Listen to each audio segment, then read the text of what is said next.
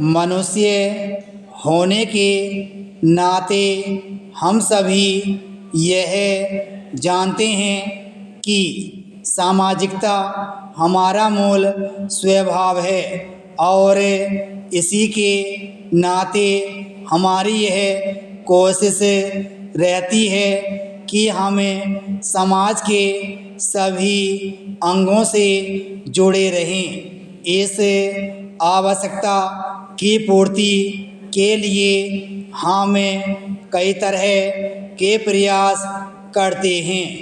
हमने केवल अपने आस पड़ोस और रिश्तेदारों से संबंधों को मजबूत बनाते हैं, बल्कि दूसरे लोगों से भी जुड़ने का प्रयास करते हैं। यह बहुत स्वाभाविक है कि हमारे इस सामाजिक जीवन में हमें कई तरह की कठिनाइयों से भी गुजरना पड़ता है।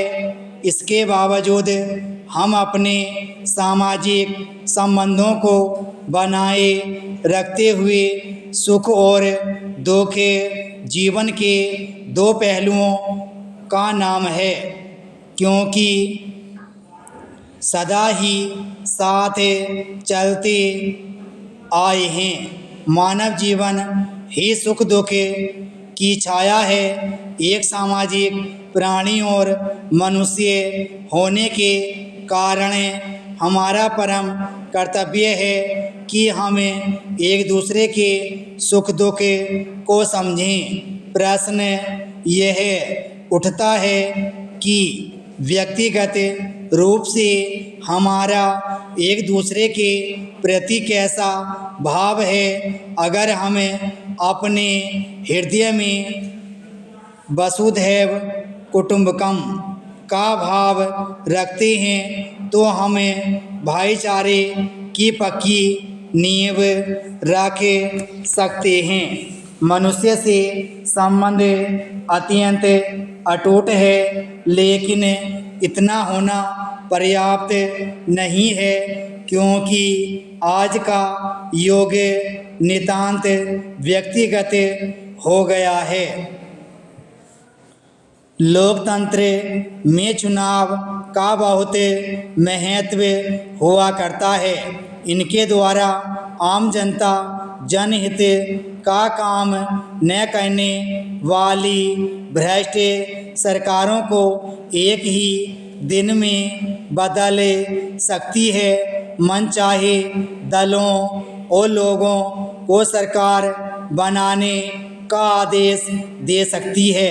यह तो हुई उन चुनावों की बात जो केंद्र या प्रांतों में संसद और विधानसभाएं बनाने, सरकारें चलाने के लिए प्राय 5 वर्षों के बाद हुआ करते हैं। लेकिन हम यहाँ जिन चुनावों की चर्चा करने जा रहे हैं उनका संबंध विद्यालयों व विश्वविद्यालयों में शिक्षा पाने वाले विद्यार्थियों से है।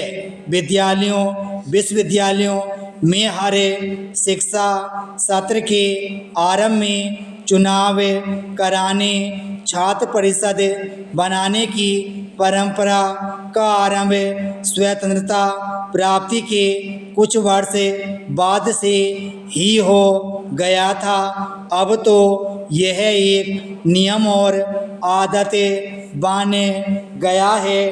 विद्यालयों आदि में चुनाव कराने की आखिर आवश्यकता और उद्देश्य क्या है?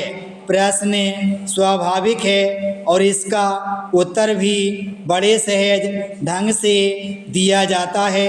वह यह कि एक तो यह जनतंत्र का युग है जिसमें देश और संसार की राजनीति से कोई भी अलग नहीं रह सकता और चुनाव एक प्रकार की राजनीतिक प्रक्रिया ही है। दूसरे, आज के विद्यार्थियों ने ही कल के राजनेता बनकर चुनाव लड़ने हैं, जनतंत्र की व्यवस्था को चलाना और आगे बढ़ाना है। विराम स्टॉप।